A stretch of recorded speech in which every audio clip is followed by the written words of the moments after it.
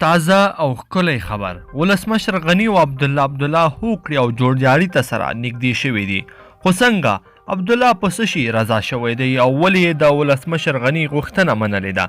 دا چې څنګه او ولې په دغه ویډیو کې نور جزئیات را سره کتلی شئ. درنو لیدونکو السلام علیکم. یو شمیر سرچینو رسنیو ته ویلي دي چې افغان ولسمشر محمد اشرف غني او د حکومت پخوانی اجرایه رئیس ډاکټر عبدالله د ټاکنو پایلو پر سر د راپورته شوي سیاسي مخالفت هلته نږدې شوي دي.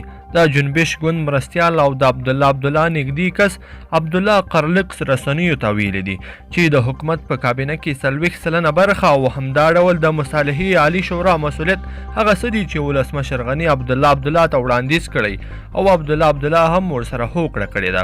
عبدالله قرلق آریانا نیوز ته ویلي دي چې ښایي په 2 یا 3 ورځو کې خلکو ته د خوښۍ خبرونه ورسیږي او راپورته شوی سیاسي کړکېچ پای ته ورسیږي. بیا له بلې خوا تېره ورځ داسې خبرونه رسني شول چې د ولسمشر غني او پخواني اجرایه رئیس ډاکټر عبدالله ترمنځ د پخواني ولسمشر حامد کرزي، جهادي مشر رسول سیاب، محمد یونس قانوني او محمد کریم خلیلي د منځګړیتوب هڅې کومې پایل ته نه دي رسېدلې.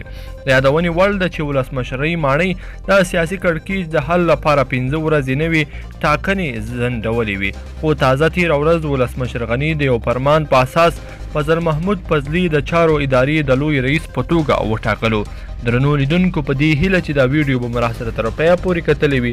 که مو دغه مطلب خوښ شوی وي مطلب در سره لایک کړئ او زموږ چینل هم سبسکرایب کړئ.